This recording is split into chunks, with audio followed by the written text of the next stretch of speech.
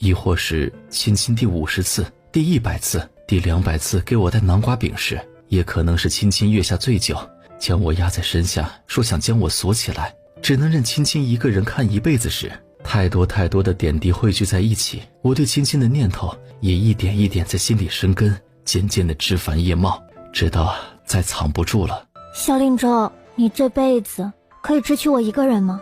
你是我合过媒拜了天地的妻，也是唯一的妻，这辈子除了你不会再有别人了。那可说不准，你瞧瞧你这张脸多招人惦记啊。张家村有一个崔玲，这京城还不知道有多少个崔玲呢。要是他们都来投怀送抱，你当真能管得住自个儿？再说了，你这身份，万一有人给你送美人，你能拒绝吗？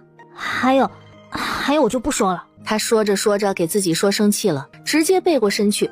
总之你得给我个保证，否则你一个字不对，是半个字我都不会信。这有何难？明日我便让人将府中尽数家财都记在亲亲名下，待官府盖了官印，便是我有再大的权势也无法后悔。如此夫人可安心。秋意渐浓，便连流云也被染成熔金。京城的秋比同时节的豫州要冷上许多。江宇倚靠在榻上，膝头摊着厚厚半本未看完的册子。翠秀，你家王爷名下到底有多少家产？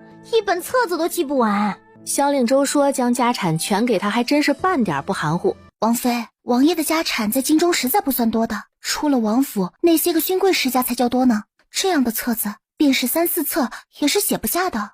我的个乖乖，3、4册还只是铺子田庄，要是把其他产业也划分进去，不敢想。京城的人真的是富得流油，难怪乞丐都比豫州的长得胖一些。不看了，我都来京城2日了，可不想一直闷在府里，出去逛逛。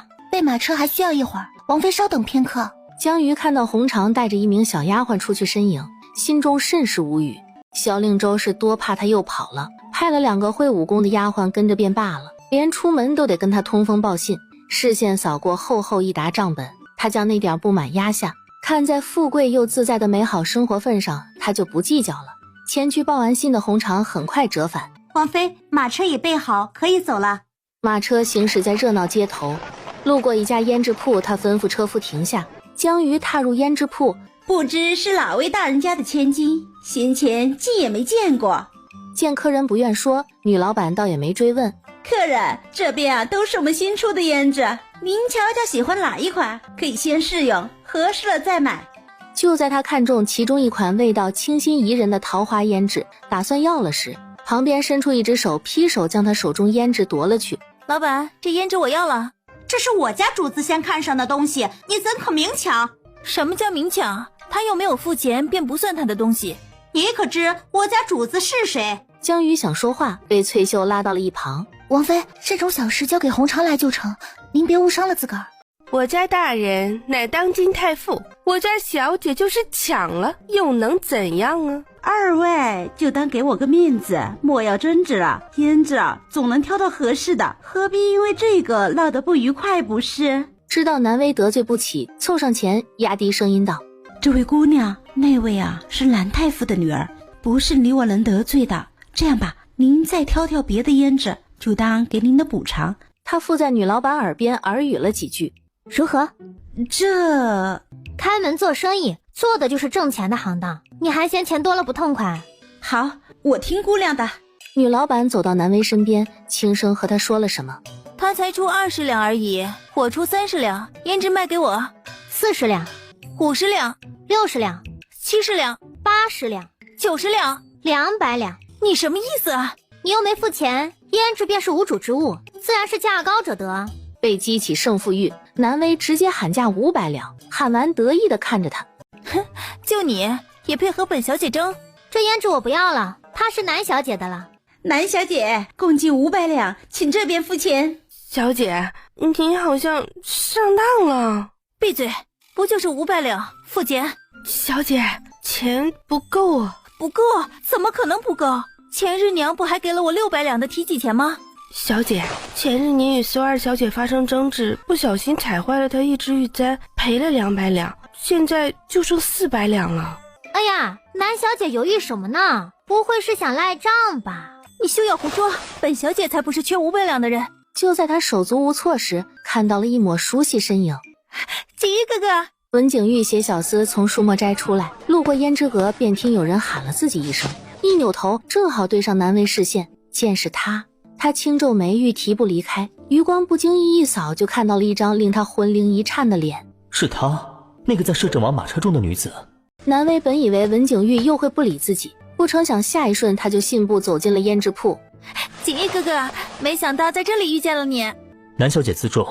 锦玉哥哥，你能不能先借我100两啊？我有急用，过几日我就还给你。文景玉看现场情况，便将事情猜了个七八。他黑白分明的眸看向江瑜，心中升起连他自个也说不清道不明的情愫来。公子认识我？在下文景玉，多有冒犯，还请姑娘见谅。公子是南小姐家里人？家父与南太傅乃是世交，在下与南小姐只能算是相识吧。算是相识啊。两家是世交，那她不就是你的小青梅？既是青梅竹马，她买胭脂钱不够，想必文公子是很乐意帮这个忙的。他可是和女老板说了，帮他把价格炒上去，他拿1半提成。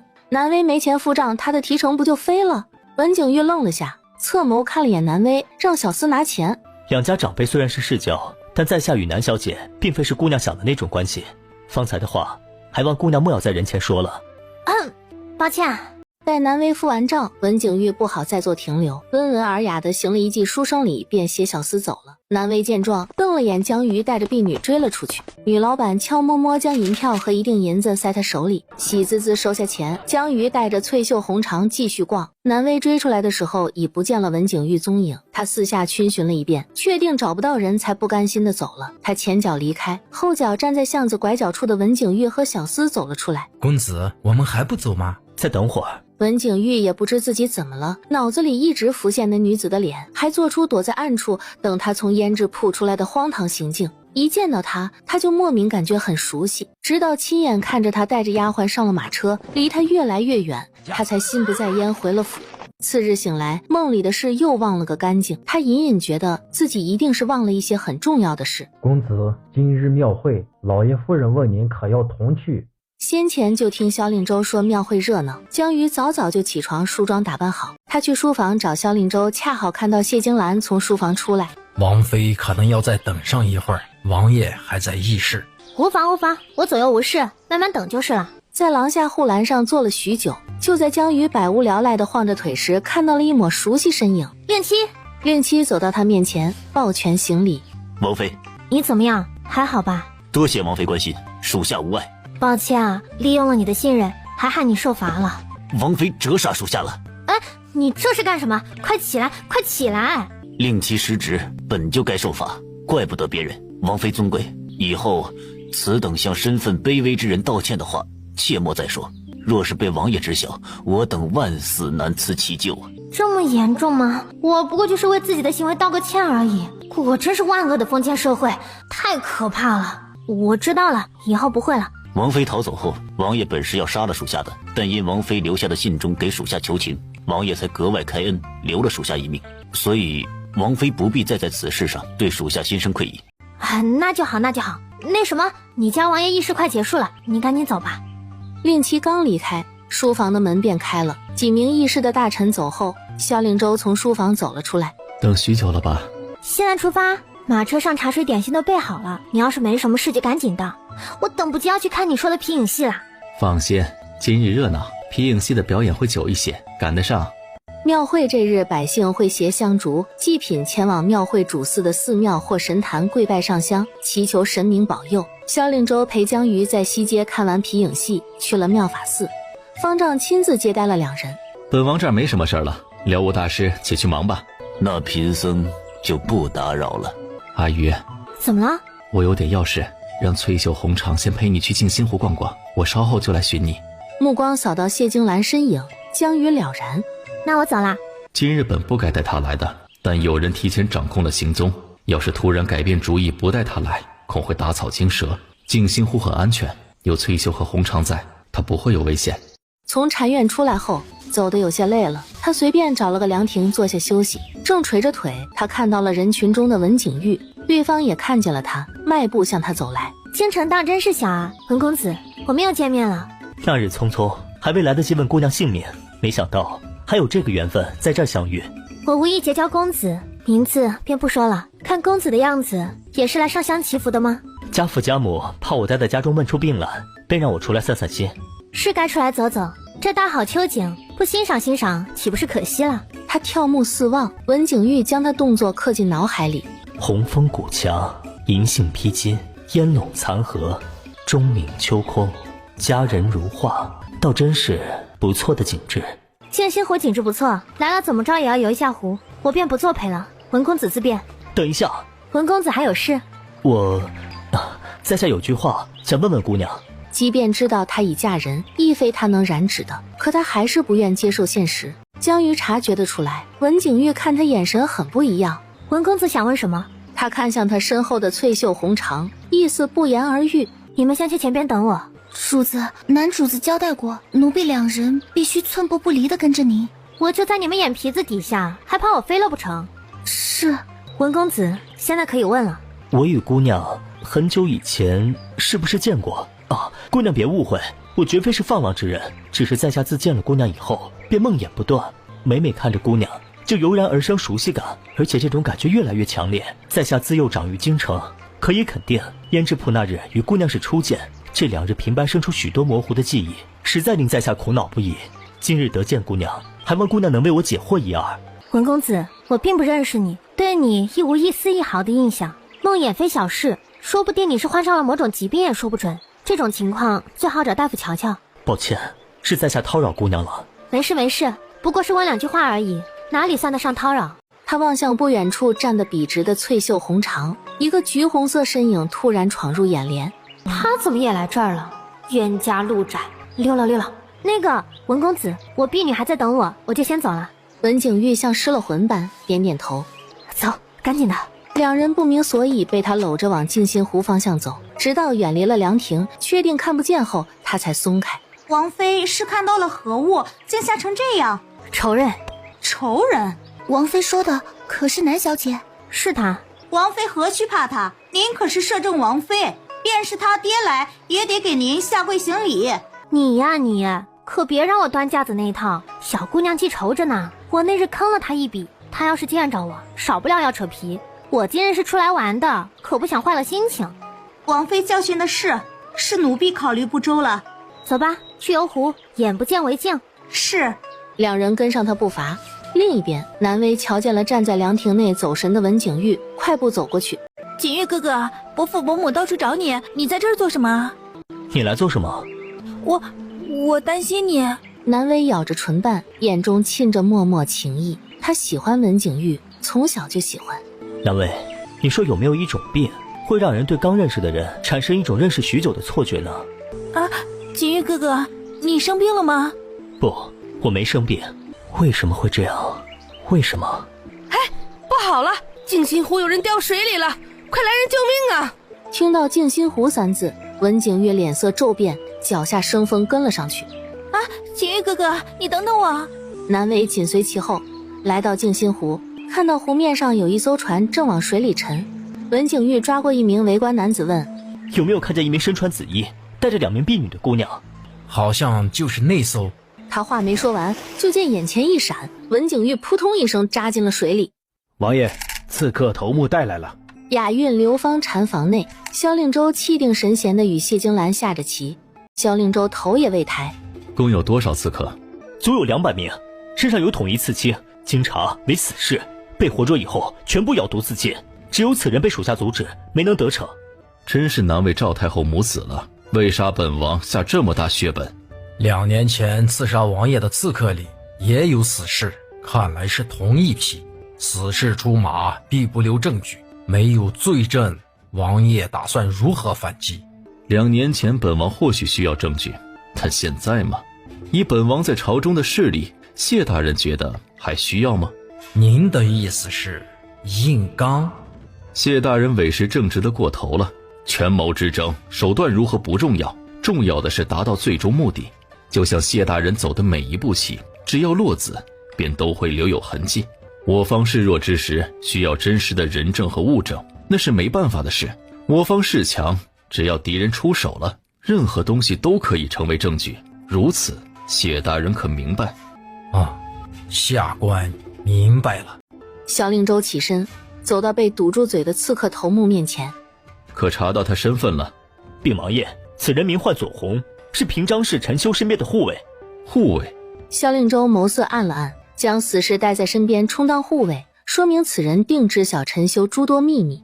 把人押去水牢，严加看管，另散播消息，就说本王今日在妙法寺遇刺，幸得上天庇佑，逃过一劫，同时还抓住了刺客头目，经他招供，指使他的幕后之人是同平章氏陈修。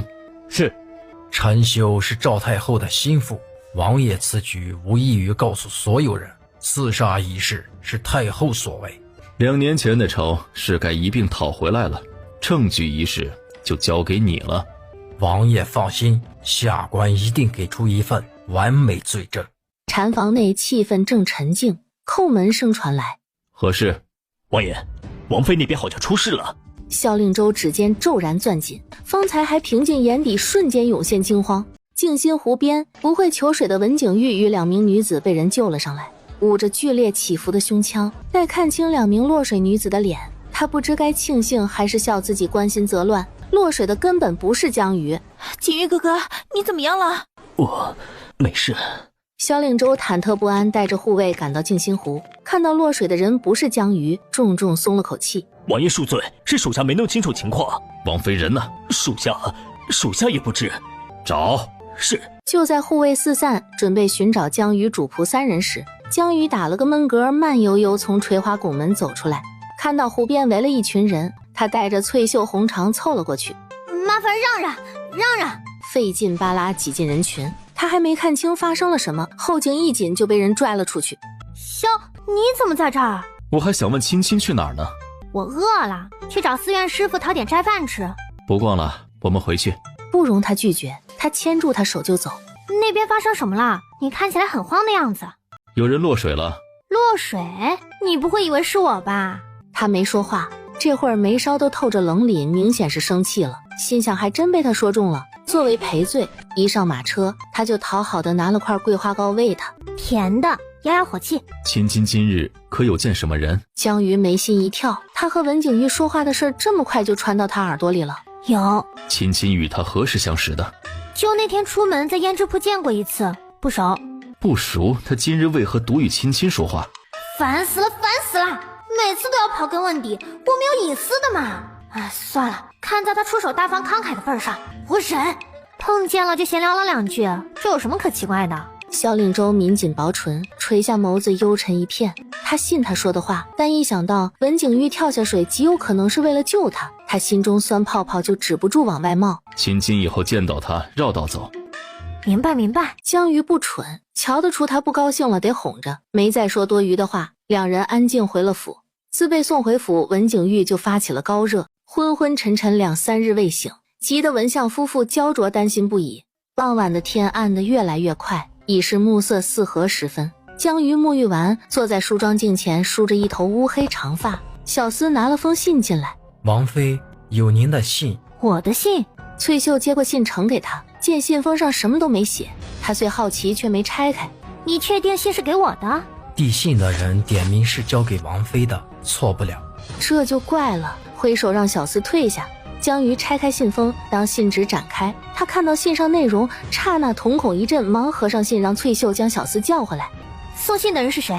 是个乞丐，送完信就走了。他的姓名小的并不知晓。没从小厮嘴里问出有用信息，江鱼将房间里所有人屏退，从头到尾看了好几遍信，他面上皆是难以置信。信上只有一句话：阿鱼，神明保佑你，定能叫你长命百岁。神明佑你。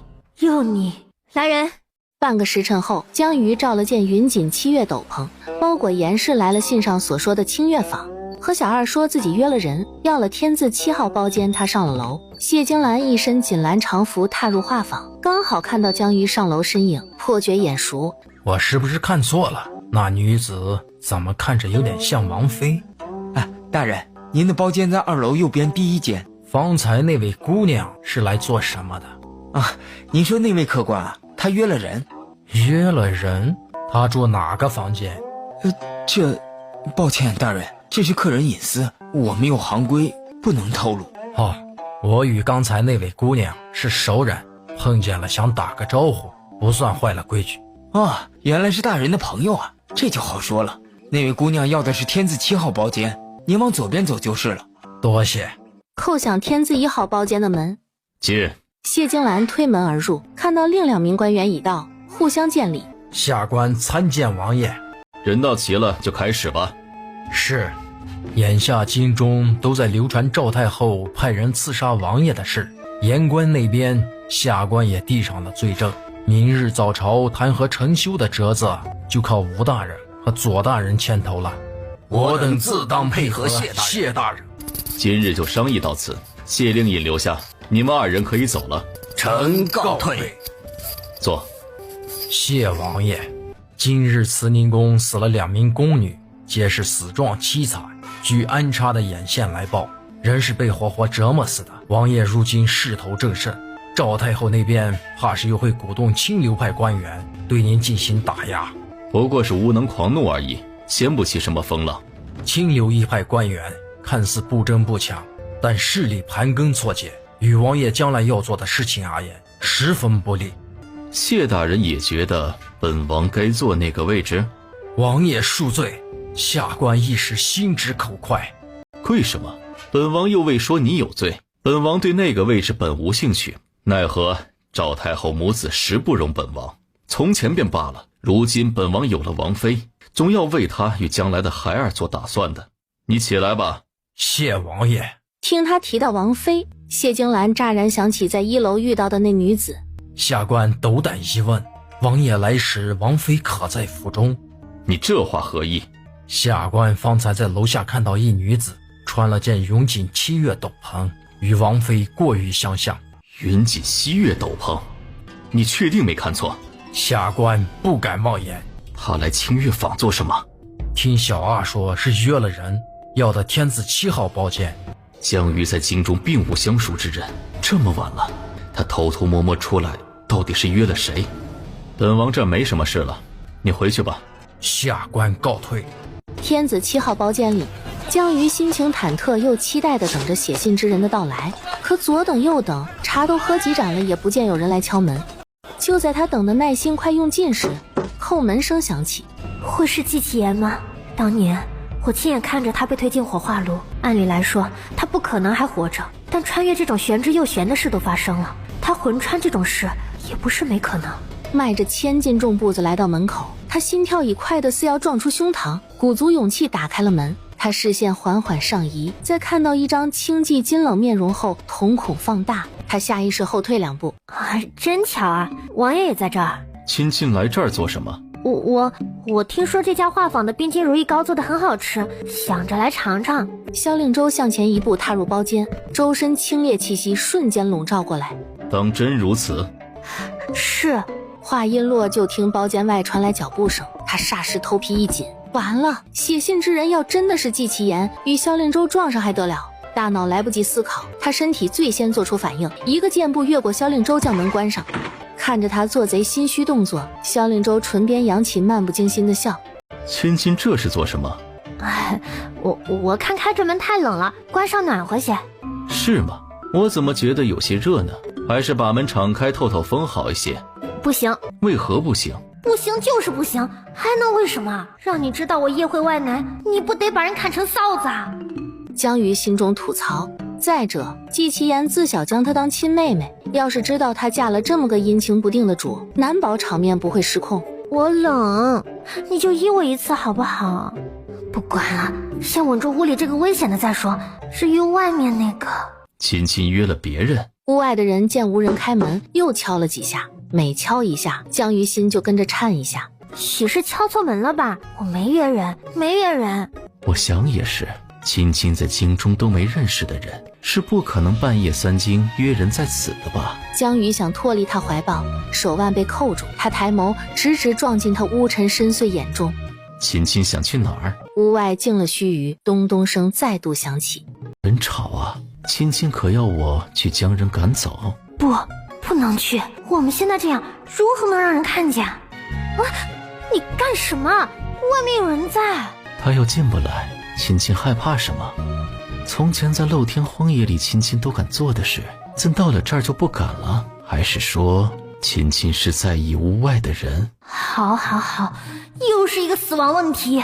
别胡说，我怎会在意一个陌生人？既如此，那亲亲就自己说话，把他赶走。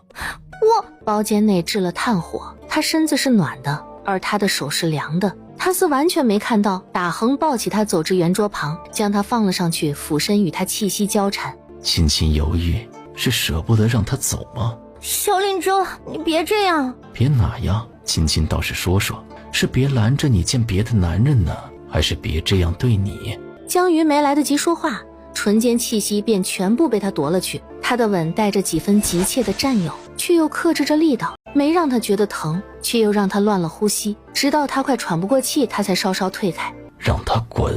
身体被他禁锢在怀里，他只得扭过脑袋对屋外的人道：你敲错房间了，这里没有你要找的人。立在门前的身影怔了下。我听到屋内有异响，姑娘可是遇到难事了，要不要在下帮忙？公子多心了，我没事。公子莫要再停留，快些离去吧。男子没说话，微微躬身咳嗽着，听起来像是病得不轻。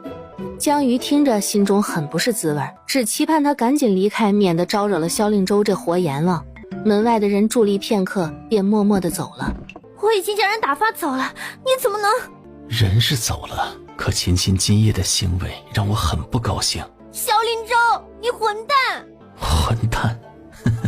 更混蛋的是，青青都与我做过，如今为了一个陌生男人，倒还守身如玉起来了。一到他，青青好像更激动了。江瑜不想听他那些混话，绵软无力的手攥紧，赌气般别过脑袋。又不说话，就着姿势将他抱起，走向床榻。他一双锐目紧攫住他，不放过他脸上丝毫的变化。青青觉得装哑巴就能躲过去？我都不知道他是谁，你要我说什么？说了你不高兴，不说你也不高兴，你到底想怎么样？我对亲亲向来宽容，你若实话实说，今夜便少受些折磨。要是再满口谎话，我便让亲亲明日连床都下不了。你想知道什么？亲亲今夜来清月坊的目的，所有问题我只给亲亲半盏茶时间，误了时辰可就得受罚了。江瑜心底里将他祖宗18代全问候了个遍。来见一个人。谁？他抿紧唇不说话，眼底皆是纠结。季其言的事不能说，那就只能……我不知道他是谁，是他写信约我见面，说知道我兄长的下落，我才来的。他把季其言当哥哥，称呼一句兄长不为过。看在有血缘关系份上，萧令州总该不会再吃醋了吧？我怎没听青青说过还有位兄长？你知道我多少事？好，我暂且信青青的话。如此说来，方才敲门的男人就是写信给亲亲的人吧？是。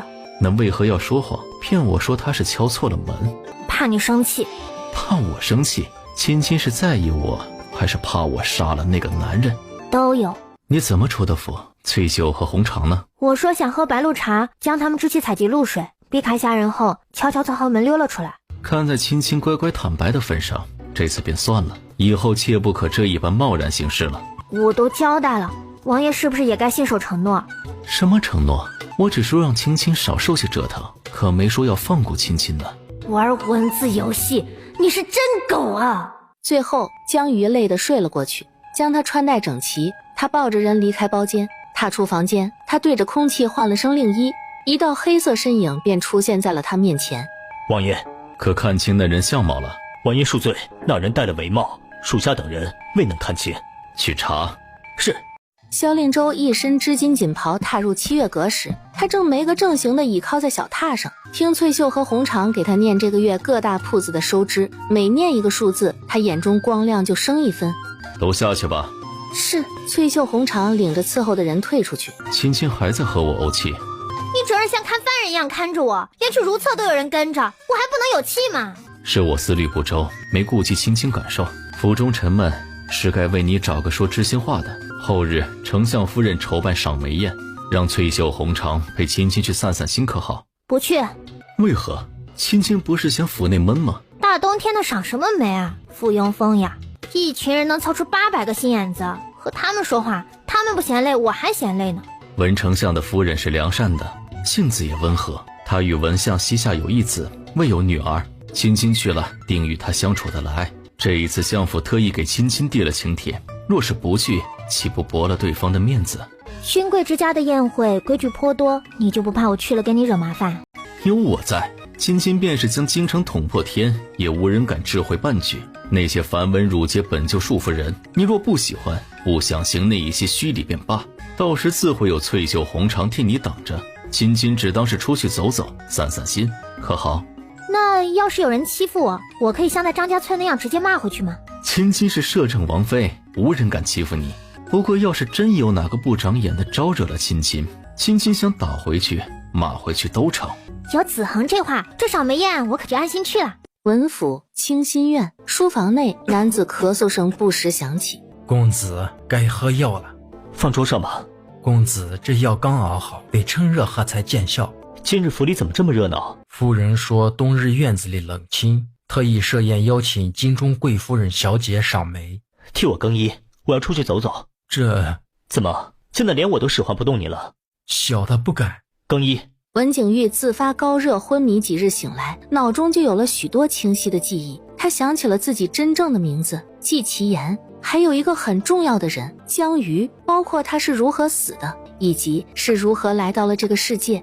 许是萧令周提前知会了丞相夫人，江瑜想象中的被人簇着奉承打量的场面并未出现。和几位身份贵重的夫人打完招呼，他自个带着翠袖红裳在雪梅园中逛了起来。就在他岁月静好坐在亭下品茶时，郡主啊，要我说，那个乡下村姑如何比得上您？她不过就是暂得了摄政王的宠爱而已。等过2年，亲贤嫁过了，还不是跟那些被弃在别院里的玩意儿一样？王妃，可要奴婢去教训教训那乱嚼舌根之人。穿绿衣的女子是谁啊？回王妃，是苏家2房小姐苏月枝。苏月枝？她和苏月清是姐妹？是堂姐妹。不过苏大小姐性情坦荡，与苏二小姐在背后搬弄是非的做派截然不同，因而两人都是面和心不和。不用管，不过是几句无关痛痒的坏话，他不想理会。主子都发了话，翠秀两人自是不好自作主张。萧醉月两人起初并未看到凉亭内的江瑜，说坏话撞上正主，他心虚地低下了头。萧醉月倒是无所谓，走上前一副算账架势。江瑜，你说话不算话！翠袖红裳挡在江瑜面前。郡主，虽然您身份尊贵，但按礼数，您该称呼我家主子为王妃。什么王妃？他就是个骗子，收了本郡主的钱，还赖着定州哥哥不放，卑鄙！就是，郡主尊贵，与摄政王才是天造地设的一对。某些穷酸村姑也不掂量自己什么身份，还真以为攀上摄政王就飞上枝头变凤凰了。岂料他话刚落，翠秀一巴掌甩了过来。你竟敢打本小姐！我记得我给过苏二小姐脸了，是你自个儿上赶着挨打的，怪谁啊？江瑜，他再怎么样也是苏家人，你怎么能让下人打他？郡主刚刚也算以下犯上哦，不如也来一巴掌。疯女人！苏二小姐，这一巴掌就当是给你提个醒，若再敢对摄政王妃不敬，就不只是简单的一巴掌的事了。凉亭这边动静太大，引来了不少赏景的人，哪受过这个委屈？余光触及往这边来的贵夫人小姐，她捂着被打的脸，很是委屈地拔高音量道：王妃，这你就是一时嘴快，并非有意冒犯，你怎能仗着身份就随一名婢女打人呢？卢氏一来就瞧见女儿哭得梨花带雨。芝儿，这是怎么了？娘，我没事，我就是说了句玩笑话，让王妃误会了，以为我冒犯了她。月枝，休要胡言，摄政王妃绝非是你口中的那种人。月清见过王妃。你就是苏月清？是，早知王妃到了京城，月清本该去府上拜访，奈何军务缠身，实在脱不开身，还望王妃见谅。长姐，我知道你不喜欢我，可你也没有必要认为我在撒谎骗人吧。这一巴掌打便打了，妹妹也没有什么可计较的，可妹妹实在受不了被人冤枉这个委屈。你有没有冒犯本王的王妃，不是你说了算。在看清来人后，纷纷自觉让道行礼。身披白色狐裘大氅的萧令周走到江瑜身边，而是听本王的王妃怎么说。王爷，你可要为妾身做主啊！本王不过上个早朝的功夫，哪个不长眼的把本王的王妃欺负成这样？不长眼的苏月枝面色惶恐地跪在地上，大气都不敢出。王爷，妾身在凉亭里喝茶喝得好好的，无意间听到苏二小姐在和郡主说妾身的坏话，翠秀照规矩以她以下犯上，打了她一巴掌。赶巧各位夫人小姐过来，她就高喊说妾身平白打了她。今日这事要是没个交代，妾身也不活了，不活了。亲亲莫怕，有本王在，今日定还你一个公道。他未有实质，却透着冷厉的目光扫了眼苏月枝，问跪了一地的人：王妃所说可有假？江瑜三言两语就将事情经过清晰地概述了一遍，在场的人哪还能有不明白的？臣女可以作证，当时情况确实如王妃所言。郡主呢？王妃嫂嫂所说句句属实。来人，苏月枝目无尊卑，以下犯上，人证俱全，拉出去杖100。臣女只是一时口不择言，并非有意冒犯王妃，王爷饶命！娘儿知错了，你救救女儿，救救女儿！娘！未能教育好女儿，也是臣妇的过错，恳请王妃让臣妇带女儿受50杖。二婶儿，你身子弱，如何受得住这50杖？月枝做错了事，就该她自己承担后果。婶婶不能看着她去死啊！王爷，左右妾身也没伤着什么，就当怜苏夫人一片爱女之心，小事惩戒即可，100杖就算了。亲亲总是这般心慈，往后叫那些不知死活的再得寸进尺，可如何是好啊？这话是说给在场的所有人听的，亦是说给苏月枝听的。臣妇回去定严加管教女儿，绝不会再让今日之事发生，还请王爷开恩啊！臣女知错，臣女向王妃道歉，臣女以后再也不干了，求王爷饶了臣女，求王爷饶了臣女。既是王妃为你求情，杖责100就改为60。苏夫人教女无方，罚面壁思过3个月。安阳郡主纵苏月枝冒犯王妃，罚禁足半年。说罢，他侧眸叮嘱翠秀2人：往后如果再敢冒犯王妃者，不用禀明本王，直接杖毙。奴婢遵命。萧令州下完令，看也未看跪着的一众人，牵着江瑜的手离去，直至2人身影完全消失在雪梅园。待人都走完，风雪声中一道闷咳打破了宁静。绿枝，没事吧？绿枝啊，爹娘是为了你好，你喜欢什么样的女子都行，可那位她是摄政王妃呀。爹娘，儿子听你们的。他们今日特意让他躲在这儿看完这场戏，他还有什么不明白的？他与他终归没可能了，看到他过得好便足够了，既其言既已成过去，那便让他永远活在江瑜心中吧。爹娘，风大雪寒，咱们回去吧。 2人连连点头，扶着他往回走。摄政王府书房，萧令州指节轻叩檀木交椅以身。经过文丞相与丞相夫人相劝，文公子已经答应不再执着于王妃，那模样看起来不似作假。落款为契，写信之人却是文景律。他眸色流转，始终想不通其中关联。契，这显然是个姓氏。他是谁？是文景律？不对。 从江瑜收到信后就不顾京深露寒，偷偷跑去赴约，说明他极在意写信之人。但他与文景律从前并不认识。从前，谢京南曾说江瑜像是凭空出现的一样，他自个儿对从前也鲜少谈及，包括他的家人朋友。所以这文景律会不会与他是来自同一个地方，而他从前就姓季？ 这个猜测让萧令州蹙起了眉，这件事太过匪夷所思，已经完全超出了他所能理解的范畴。挥退令衣，他在书房攥着信沉凝了许久，直到下人来通禀江瑜已歇下，他才收敛心神去了七月阁。踏着风雪寒霜，萧令州站在了七月阁外，伫立良久。他迈着步子进了屋，梳洗后，他换好寝衣，拨开帷幔来到床前。 看到了睡得正香甜的江瑜，许是嗅到了熟悉的清冽清香，掀起被子，刚在他身侧躺下，他就习惯性的贴上来搂住了他。亲亲，他睡梦中应了声，尾音裹着未醒的绵软，像进了温水的糖，轻轻化在冬夜的寂静里，确认他真的睡着了。萧令州试探性地问：你爱我吗？年关前的最后一场雪落得绵密，将青瓦上的旧尘都盖得严丝合缝。7月阁内，江鱼带着丫鬟婆子捡起了窗花，江墨乖巧地窝在他脚边闭目养神。唉，这剪窗花果真和女工一样是精细活，太难了。王妃别灰心，这剪窗花可是门大学问，您才刚开始学，这剪鱼对您来说难也正常。外间传来打帘声音，接着披着件墨青大氅，身着石青檀墨藤纹云袖袍的萧令州挑了珠帘进来，下人知趣地退出了房间。亲亲在学剪窗花，哪个好看？亲亲剪的自是最好的。咦，子恒，你可真会说话。不过呢，就是这双眼睛的审美是不是出问题了？萧令州唇边漾着笑，勾着他细腰将人揽进怀里，与他耳鬓厮磨。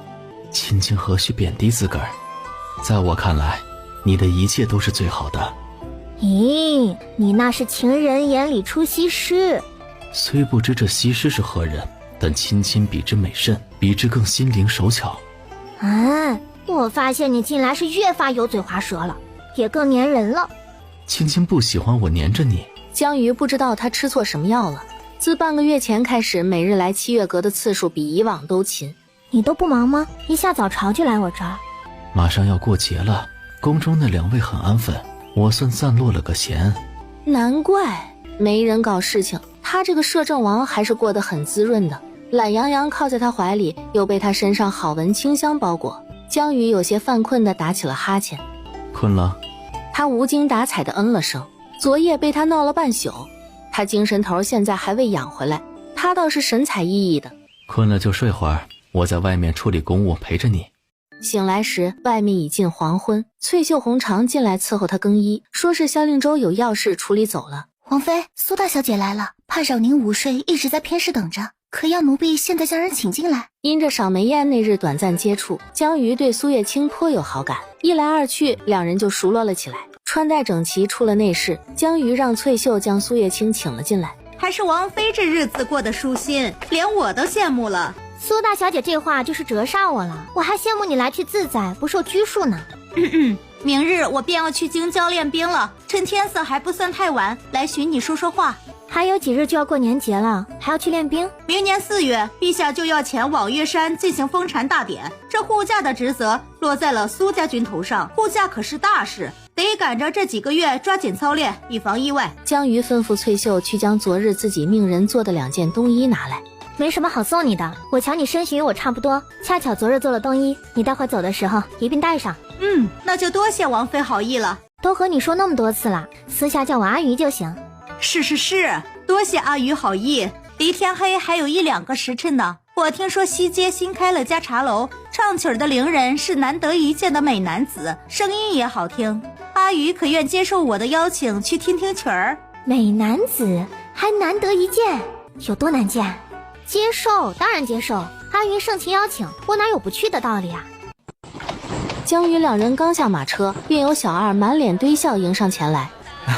2位姑娘一看就是贵人，快里边请，小的这就给2位挑最暖和、视野最好的位置，保证2位能全程瞧见青玉郎君的脸。该说不说，人家是做服务行业的呢，将顾客来意了解得透透的，领着两人上了2楼。小二贴心的倒好茶才离开。坐了一会儿，一位身着青色如常，容貌带着点异域风情的男子出场。也不知老板从哪儿弄来的，确实是难得一见的美男子，就是唱曲儿的功夫不咋样，还没他92岁去世太奶唱的好听。一曲终了，有人大声喝彩，拿出碎银子往台上打赏。小二端着托盘走到江鱼他们这一桌，眉眼带笑，示意他给银子打赏。江鱼第一次听曲儿，不懂这里面的规矩，看他托盘中放着碎银子，又往他面前凑，还以为是要他学着底下的人给唱曲儿的打赏，抓了一把撒向下方戏台。哟，谁呀？距离太远，有些碎银子砸在了底下人身上。我难道做的不对？阿鱼，小二是让你给赏钱，不是让你拿托盘里的钱给伶人打赏。那什么，你也不说话，我还以为客官初次来，也怪小的没提醒，不知者不怪，不知者不怪。赏钱是吧？等会儿，我这就给你拿，这就拿。在他左掏右掏时，苏月清也从腰间取下了荷包。江鱼嫌麻烦，直接将荷包里的银票碎银子全倒在了桌上。小二看到他拿起了100面额的银票，喜上眉梢。就在他为即将能抽10两银子高兴不已时，江鱼摇摇头放下银票，转拿起一锭10两的银子。10两也不错了，能抽1两抵半个月工钱呢。然后他看到江鱼掂着10两犹豫了下，再度放下，最后停在了2枚铜板上，望着他无比肉疼递过来的2枚铜板。干了5、6年小二，就没见过穿得如此气派，却抠成这样。尽管心中不满，他还是笑脸相迎道了谢。苏大小姐和王妃怎在此处？一身锦蓝衣袍，清朗端雅的谢金兰朝2人走来。下官见过王妃。苏小姐，真巧啊，谢大人也在这儿。江鱼视线越过他，朝他身后看去。王妃放心，下官只是来办公务的，王爷并未在此。不在就好，不在就好。要完一圈赏钱，端着托盘回到邻人居住的房间。什么人啊？3文赏钱，打发要饭的都不止这点。何事如此？要个赏钱回来一脸的怨气啊！郎君。青玉郎君瞥了眼托盘，看到了在一堆碎银子里格外惹眼的3文钱。这铜钱是谁给的？还能是谁？就是拿碎银子砸郎君你的那位，居然还有脸嫌你唱的曲难听，切，还王妃呢？我就没见过这么抠门的王妃，肯定是骗子。青玉郎君听到王妃2字，妖异面上神色微变。我就没见过这么抠门的王妃，肯定是骗子。那位客人走了没？没呢，小的瞧他们有位朋友来了，一时半会儿估计不会走。带我去见见。是。因江鱼2人坐的位置绝佳，青玉郎君2人一上2楼就瞧见了。郎君，就是那桌。给铜钱的是右边那女子？是她。倒是个美人儿。是长得美，就是太吝啬了。青玉郎君目光扫过谢金兰，微勾唇，转身下楼。这就走了？郎君不过去了？小二跟上去，不明白他特意上来这一趟做什么。回到房间，青玉郎君从托盘中拿了一锭银子丢给他。多留意那名女子，她下次来记得第一时间告诉我。郎君放心，小的一定牢牢记得。江鱼丝毫不知自己只是来喝茶听个曲儿，就在不知不觉中被人盯上了。谢金兰一来，3人略显尴尬。小二结账。说好的我请客，茶钱我来。苏大小姐和王妃都是女子，怎好让你们付钱？还是我来吧。不等他拒绝，他已将茶钱给了小二。让谢大人破费了，下次有空我请你喝茶。那苏小姐可千万别忘了，我会一直记得。我向来言出必行，谢大人放心就是。我相信苏小姐的为人。二位要不再坐下聊会儿？不了，该回去了，快走吧。不同路，道了别，江鱼就上马车离开了。苏月清收回目光，怎么不见谢大人的马车？我的府邸离此不远，走2刻钟就到了，便没叫马车。入夜风寒，苏小姐快些回去吧。年节这日，摄政王府里一派热闹。管事嬷嬷领着丫鬟穿梭在水榭廊下，各自手里都端着刚蒸好的8宝甜饭、油亮的酱肘子，还有为守岁备下的栗子、桂圆，样样都透着精致和妥帖。7月阁内，江鱼终于学会了捡年年有余，高兴地向江墨展示着自己的成果。萧令周在院里就听见了他欢快笑声，进了屋，看见他正举着红纸捡的鱼凑在江墨面前。子恒，瞧，我会捡年年有余了。琴琴真厉害。那是，就没有我学不会的。说着，他似想起了什么，满是神秘的让萧令周闭上眼。琴琴想给我看什么？真是的，让你闭上就闭上，再废话就不给你看了。好。他听话的闭上眼，由着他引着自己走到小榻边。好了，可以睁眼了。这是？当然是你啦，我捡的不像吗？像，很像。我手里抱着的是鱼吗？嘿，你抱的是我。鱼啊，鱼。他恍然，眼底浮现亮色揽住他腰，低头亲在他唇角。这是青青送我的年节礼物。是啊，你喜欢吗？喜欢。他与江鱼之间又多了一样连接感情的信物，萧令周当然喜欢。将人像递给侍立在一旁的婢女，他音色清越道：说吧，青青想要什么回礼？我想在京城开家胭脂铺。我的司库和王府的产业都在青青名下，青青什么都不缺，何苦累着自己去开铺子呢？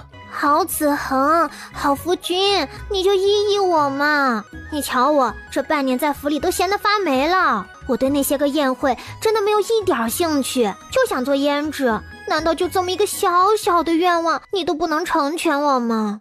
这事我可以答应亲亲，但前提是这铺子得交给底下人打理，你不能露面。行。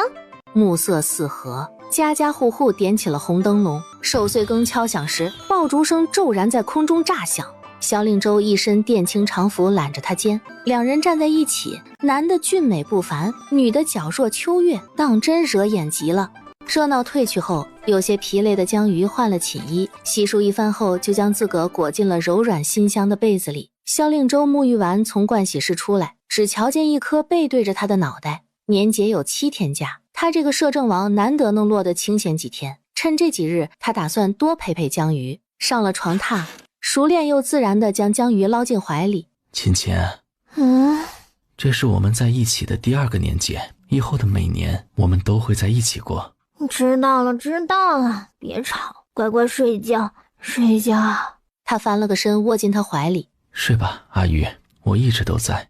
夜深了，连风都歇了声息，只偶尔有残雪从瓦上滑落，轻得像一声叹息。距离天欲降明还有2个时辰时，急切的叩门声骤然打破了七月阁的宁静。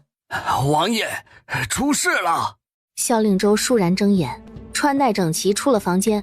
何事惊慌？管事妇在他耳畔说了什么，他眉心拧起，便快速往外走。马套好了吗？接到消息就立马让人准备了。叫上几名护卫，萧令周出了府打马，直奔京郊军营。脚刚沾地，便听军营里传来此起彼伏的痛苦呻吟声。萧令周进来时，看到苏月清正在给一名士兵喂水。这怎么回事？昨日年节，我下令让炊事兵炖了肉给士兵加餐，谁料半个时辰前吃了肉的士兵就开始接连上吐下泻。军医说是使用了治泻的药物，人死不了，就是近1个月人都会虚弱无力，没法训练。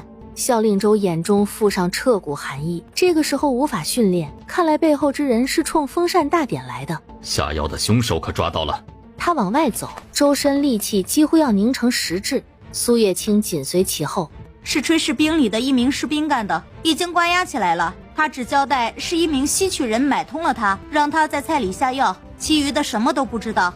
西曲人？西曲人怎会知晓练兵场位置？练兵场位置只有他和苏月清还有苏炳渊知道，他们3人都不可能会泄露练兵场位置，就只有军营里有奸细。现在士兵都中了药，没法查，而且就算有奸细，这个时候恐怕早就毁掉了该有的通信证据，就是把军营掀个底朝天，都只是做无用功。找证据做什么？将人引出来就行了。怎么引？晨光熹微，军营还被如揉碎棉絮一般的雾色裹着。主营帐内，一名20来岁、长相干瘦的士兵被压着跪在了地上。禀王爷，将军，这就是军营帐内抓到的奸细。只他一人？属下等人守到现在，只有他来下药。你背后之人是谁？小人只是个守帐的士兵，听不懂王爷在说什么。是吗？守帐需要进帐吗？小人是听到军营帐里有动静，进去查看。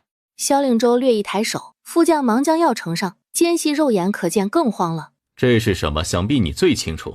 既不肯交代，便请你带苏家军尝尝味道，给他灌下去。王爷，这一包下去，人死了怎么办？一个奸细而已，死便死了，他主子都不会放在心上，你担心什么？此药名巴豆霜，出自西曲，这个剂量会让他上吐下泻，受苏家军10倍难挨的折磨再死，也算是物尽其用了。副将再无所顾忌，随着药粉的苦味在口中弥漫开来，他被呛得连连咳嗽，3角眼瞪得溜圆。我招。说。我的背后之人是……他一口黑血喷了出来，一双瞪大的3角眼里写满了不可置信。副将蹲下身探了下鼻息，回禀：王爷，人提前服了毒，死了。拉下去处理了。遵令。线索又断了，看来这背后之人早料定我们会清查奸细。无妨，知道目的就行了。苏家军的情况先隐瞒，背后之人坐不住了，自会露出马脚。是。